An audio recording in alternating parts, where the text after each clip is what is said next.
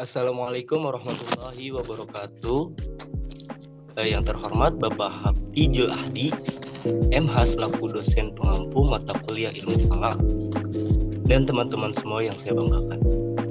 Alhamdulillah, puji syukur kita panjatkan kehadirat Allah Subhanahu wa taala yang telah memberikan nikmat baik kesehatan dan kesempatan sehingga kita semua dapat melaksanakan kegiatan presentasi ini. Salawat dan salam kita ucapkan kepada Nabi besar Muhammad SAW.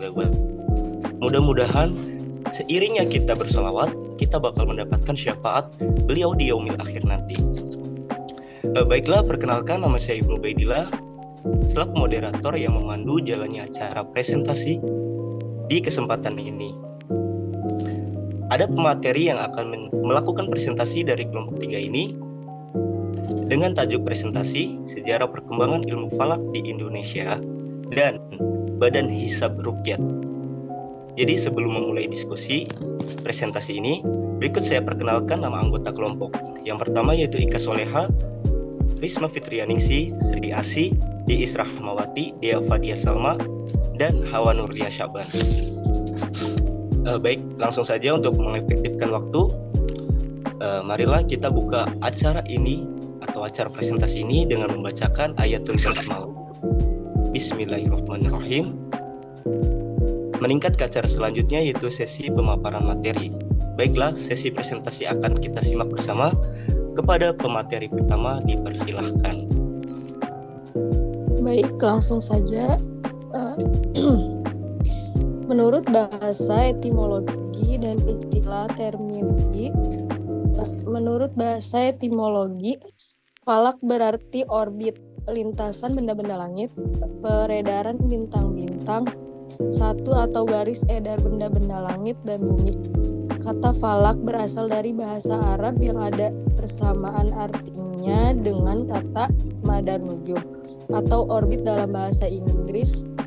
Dalam Kamus Besar Bahasa Indonesia, falak diartikan lengkung langit, lingkaran langit, cakrawala. Pengetahuan mengenai keadaan, peredaran, perhitungan, dan sebagainya, bintang-bintang atau ilmu perbintangan. Berdasarkan pengertian etimologis dapat dirumuskan, ilmu falak adalah ilmu yang mempelajari dan membahas lintasan dan gerak benda-benda langit. Matahari, bulan, bintang, dan planet lainnya. Pada orbitnya falak masing-masing. Ilmu falak sudah dikenal masyarakat sekitar 4.500 tahun sebelum tahun Masehi oleh bangsa Babilonia yang tinggal di atas sungai Efrat. Baik, terima kasih. Saya kembalikan kepada moderator. Baik, terima kasih kepada Saudari Ika Soleha. Selanjutnya pemaparan materi yang akan dibawakan oleh Risma Fitrianingsi selaku presentator kedua. Kepadanya dipersilahkan. Langsung saja, nama-nama lain dari ilmu falak. Pertama, ilmu hisab, artinya menghitung. Ilmu falak dalam menetapkan peredaran benda-benda langit dengan menggunakan perhitungan. Kata hisab berasal dari bahasa Arab. Secara etimologis mencakup semua ilmu yang terkait dengan hitungan seperti ilmu matematika, ilmu waris, dan ilmu falak, dan secara terminologis sama dengan ilmu falak. Kedua, ilmu mikot yang berarti waktu. Ilmu falak mempelajari dan membahas tentang persoalan awal dan akhir waktu pelaksanaan ibadah. Kata mikot berasal dari bahasa Arab yang berarti waktu.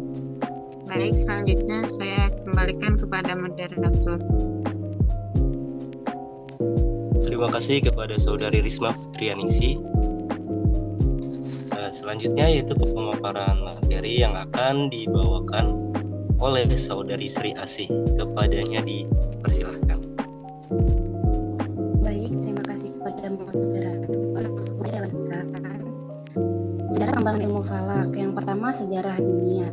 Merujuk pada penemu pertama, ilmu falak atau yang dikenal juga sebagai ilmu perbintangan atau ilmu astronomi, yaitu Nabi Idris. Sebagaimana disebutkan dalam setiap mukadimah kitab-kitab falak, nampak bahwa wacana ilmu falak sudah ada sejak waktu itu, atau bahkan lebih awal dari itu, karena suatu temuan baru biasanya merupakan suatu respon atau tanggapan dari sebuah persoalan yang muncul dari masyarakat. Yang kedua, sejarah Indonesia. Dalam lintasan sejarah sama pertengahan pertama abad ke-20, Islam yang hanya dapat mencapai di Mekah, kemudian ganti sehingga kejadian Islam sebagai kepala tidak dapat adanya jaringan ulama atau menjalin istilah Jumaadi Jazirah Arab. Ini terbukti adanya dari ulama yang dilakukan oleh ulama-ulama ilmu falak di Indonesia. Baik, cukup sekian dari saya kembalikan ke moderator. Baik, terima kasih kepada Saudari Sri Asi. Penyampaian selanjutnya yang akan dibawakan oleh Saudari Iis Rahmawati, kepadanya dipersilahkan. Baik, terima kasih kepada moderator. Di sini saya akan melanjutkan bagaimana perkembangan ilmu falak di Indonesia. Sejak agama Hindu masuk ke wilayah Nusantara, masyarakat sudah mengenal penanggalan dan menggunakannya. Kemudian disusul masuknya penanggalan Islam, penanggalan Hindu dijadikan panduan dan pegangan masyarakat Nusantara dalam beraktivitas. Pada waktu Sultan Agung berkuasa di Kerajaan Islam Demak, ia gabungkan penanggalan Hindu menjadi penanggalan Islam.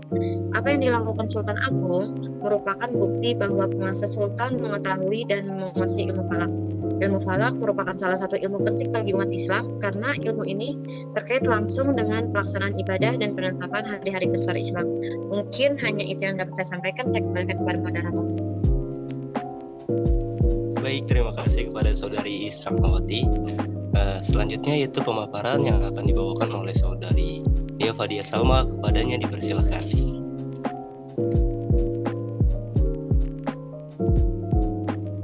Baik, terima kasih moderator. Selanjutnya, perkembangan Badan Hisab dan Ruqyat. Yang pertama, Badan Hisab dan Ruqyat era tahun 1972 sampai 2004. Sejak zaman kerajaan-kerajaan Islam berkuasa di Nusantara, umat Islam sudah menggunakan penanggalan Islam, yaitu penanggalan hijrah, yang dijadikan sebagai penanggalan resmi. Setelah penjajah kolonial Belanda masuk ke Nusantara, penanggalan Islam diganti dengan penanggalan Masehi. Digunakan untuk kegiatan administrasi pemerintah Belanda dan dijadikan sebagai penanggalan resmi. Tetapi pemerintah Belanda membolehkan penggunaan penanggalan Islam yang terkait dengan persoalan ibadah dan hari besar Islam, di mana pengaturannya diserahkan kepada Sultan Kerajaan Islam di Nusantara.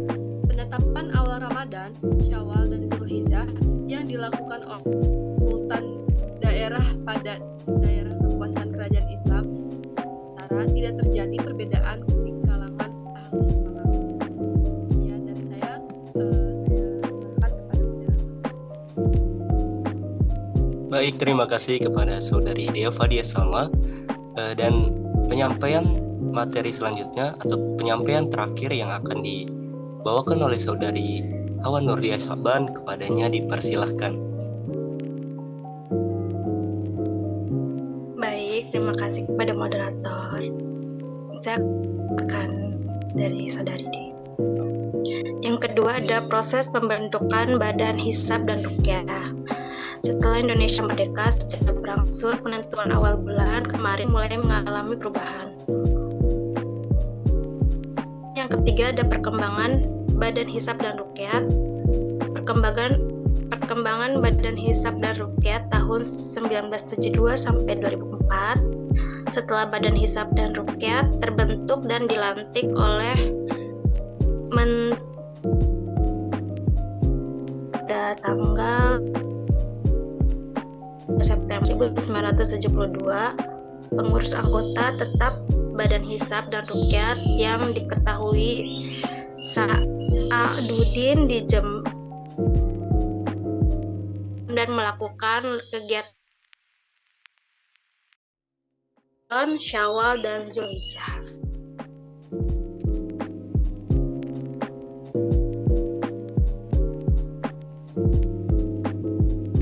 Untuk semua teman-teman, saya ucapkan terima kasih.